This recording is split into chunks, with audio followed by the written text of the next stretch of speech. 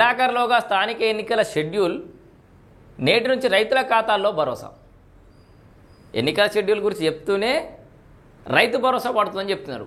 So ఇది ఎన్నికల భరోసా అని చెప్పేసి నేను ఒక ఐటెం కూడా వచ్చింది. సో ఏదేమైనా సో వాళ్ళది కూడా రాజకీయ పార్టీ సన్నాసలం అడవేం కాదు. కాకపోతే దానికి ఖచ్చితంగా రాజకీయంగా లబ్ధి పొందాలని ఏ పార్టీ అయినా చూస్తుంది. అయితే నేటి నుంచి రైతుల ఖాతాల్లో రైతు భరోసా కూడా పడబోతుందట మంత్రి పొంగులేటి శ్రీనివాసరెడ్డి అంటుండు. సో ఎన్నికలకు సంబంధించిన అంశం చూసి ఒకసారి రైతు భరోసా ఎప్పటి నుంచి పడుతుంది, ఎవరెవరు పడుతుందో ఒక్కసారి చూద్దాం. కీలకంగా మారింది. ఈ నెలాఖరులోగా స్థానిక సంస్థల ఎన్నికల షెడ్యూల్ వెలువడుతుండదని సోమవారం మంత్రులతో సీఎం నిర్వహించే సమావేశంలో ఎన్నికల తేదీపై స్పష్టత వస్తుందని రాష్ట్ర రెవెన్యూ శాఖ మంత్రి పొంగులేటి శ్రీనివాసరెడ్డి పేర్కొన్నారు. తొలుత మండల, జిల్లా, ప్రాదేశిక నియోజకవర్గాల ఎన్నికలు జరుగుతాయని, ఆ తర్వాత గ్రామ పంచాయతీలు, పురపాలికలు జరుగుతాయని స్పష్టం చేశారు. స్థానిక సంస్థల ఎన్నికలకు కాంగ్రెస్ పార్టీ శ్రేణులు సమాయత్తం కావాలని సూచించారు. ఖమ్మం జిల్లా పాలేరు నియోజకవర్గం పరిధిలో కూసుమంచిలో తన క్యాంప్ కార్యాలయంలో కూసుమంచి, నేలకొండపల్లి, తిరుమలాయపాలెం, ఖమ్మం గ్రామీణ మండలాల కాంగ్రెస్ నాయకులతో మంత్రి ఆదివారం విడివిడిగా సమావేశమయ్యారు. అయితే ఇక్కడ మొన్న మంత్రి సీతక్క కూడా అనౌన్స్ చేసింది స్థానిక ఎన్నికలు రాబోతున్నాయి, సిద్ధంగా ఉండరు బిడ్డ అని. ఇప్పుడు పొంగులేటి శ్రీనివాసరెడ్డి గారు చెప్పారు. అయితే ఇలా సిద్ధంగా ఉండండి అని వాళ్ళ పార్టీ క్యాడర్ చెప్పడంతో పాటు రైతులకు రైతు భరోసా వేసి రైతులను కూడా సన్నద్ధం చేసే కార్యక్రమం అయితే కాంగ్రెస్ ముందటేసుకుంది. ఎందుకంటే ఓట్లు పడాలి కాబట్టి గ్రామీణ ప్రాంతానికి సంబంధించిన స్థానిక సంస్థలు అంటేనే గ్రామీణ వాతావరణంలో జరిగే ఎన్నికలు కాబట్టి మరి రైతులందరూ ఓట్లు వేయాలంటే వాళ్ళకి ఇచ్చిన హామీలు అయితే నెరవేర్చాలి. మరి గతంలో ఆల్రెడీ రైతు భరోసా సంబంధించి మనం చూసినాం. దాదాపుగా మొత్తం ఇవ్వాలంటే 7800 కోట్ల రూపాయలు అవసరం ఉండే రైతు భరోసాకి 5058 కోట్లతోటి 5000 కోట్లతోటి అయితే రైతు భరోసా ఫినిష్ చేసిరు గతంలో. సో మరి ఈ సీజన్ సంబంధించి రైతు భరోసా ఎన్ని కోట్లు ఇవ్వబోతున్నారు, ఎన్ని ఎకరాలకి ఇవ్వబోతున్నారో కూడా చూద్దాం. సో ఒక్కసారి అది పూర్తి స్థాయిలో చూసే ప్రయత్నం చేద్దాం.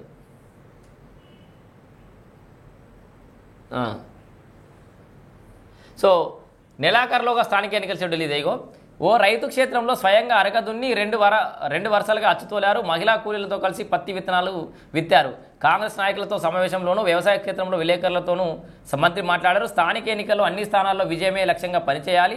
అభ్యర్థులను గ్రామస్థాయి నాయకత్వమే నిర్ణయించుకోవాలి. ప్రజల్లో మంచి పేరున్న వ్యక్తులను ఎంపిక చేయాలి. నాయకుల మధ్య లోటుపాట్లు ఉంటే సరిదిద్దుకొని ఎన్నికలకు సమాయత్తం కావాలి. పార్టీ అభ్యర్థికి వ్యతిరేకంగా ఎవరైనా పనిచేసినట్లు నా దృష్టికి వస్తే చర్యలుంటాయి. ప్రభుత్వం అమలు చేస్తున్న అభివృద్ధి సంక్షేమ కార్యక్రమాల గురించి ప్రజలకు తీసుకెళ్లాల్సిన బాధ్యత నాయకులదే.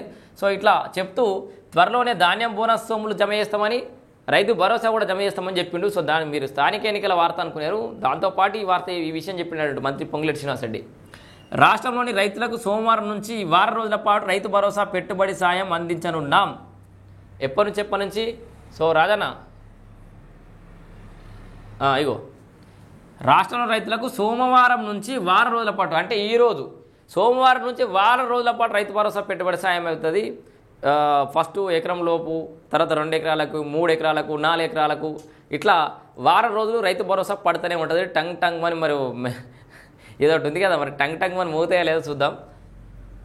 1 గుంట వ్యవసాయ భూమి ఉన్న రైతు మొదలు 1 గుంట ఉన్న రైతు మొదలు పంటలు సాగయ్యే ప్రతి ఎకరానికి రైతు బ్యాంకు ఖాతాలో పెట్టుబడి సాయం జమ అవుతుంది. So clear. సో ఇక్కడ మీకు అర్థమైపోయిందా? మొన్న 4 ఎకరాల వరకు ఇచ్చిన ప్రభుత్వం ఈసారి మాత్రం మరి ఎన్నికల దృష్టిలో పెట్టుకోనా, రైతు సంక్షేమం దృష్టిలో పెట్టుకోనా, మొత్తానికైతే సాగుకు యోగ్యమైన ప్రతి ఎకరానికి కూడా రైతు భరోసా ఇవ్వాలని అయితే సిద్ధమైందట. 5 ఎకరాలు ఉందా మీకు, 10 ఎకరాలు ఉందా, 15 ఎకరాలు ఉందా, డోంట్ వర్రీ, మీ అందరికీ కూడా రైతు భరోసా రైతుల ఖాతాల్లో పడబోతోంది. సో ఇక్కడ ఫస్ట్ ఏమో సోమవారం నుంచి వారం రోజుల పాటు రైతు భరోసా పెట్టుబడి సాయం అందించనున్నామని చెప్పేసి ఇక్కడ చెప్పారు. సో సోమవారం నుంచి వారం రోజుల పాటు రైతు భరోసా పెట్టుబడి సాయం అందిస్తారు ఒకటి. అండ్ 1 గుంట వ్యవసాయ భూమి ఉన్న రైతు మొదలు పంటలు సాగయ్యే ప్రతి ఎకరానికి రైతు భరోసా బ్యాంకు ఖాతాలో పెట్టుబడి సాయం జమ అవుతుంది. సో ప్రతి ఎకరానికి కూడా ఇస్తారట. అండ్ రైతులు వడ్డీ వ్యాపారులను, బ్యాంకులను ఆశ్రయించాల్సిన అవసరం లేకుండా పెట్టుబడి సాయం అందించాలని ప్రభుత్వం నిర్ణయించింది. యాసంగిలో రైతుల నుంచి ప్రభుత్వం కొనుగోలు చేసిన ధాన్యానికి సంబంధించిన బోనస్ సొమ్ములను కూడా కొద్ది రోజులనే జమ చేస్తామని చెప్పేసి అయితే పొంగులేటి శ్రీనివాసరెడ్డి కూడా ప్రకటించినటువంటి సందర్భం చూస్తున్నారు. సో మొత్తంగా ఇదొక రైతులకు గుడ్ న్యూస్ అని చెప్పుకోవచ్చు.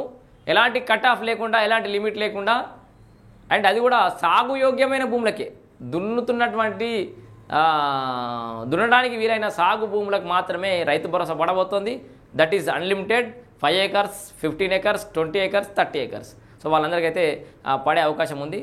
ఈ ఒక 20 లక్షల ఎకరాలు భూమి సాగుయోగ్యం కాని భూమి ఉంది. 1,30,00,000 ఎకరాల ఒక 30 లక్షల ఎకరాలు ఆల్రెడీ 20 లక్షల ఎకరాలు సాగుయోగ్యం కాని భూములకు గతంలో రైతు బంధు అయితే పడ్డది. ఇప్పుడు అవన్నిట్లో మినహాయిస్తూ ఆ 20 లక్షల ఎకరాలకైతే రైతు భరోసా పడది. మిగతా ఆ 10 లక్షలు 1,00,00,000 ఎకరాలకు దాదాపుగా ఈ రైతు భరోసా అయితే పడే అవకాశం ఉంది. మొత్తంగా ఇవాళ సోమవారం నుంచి వారం రోజులు పడితే ప్రతి ఎకరానికి పడుతుంది. ఇది ఒక న్యూస్.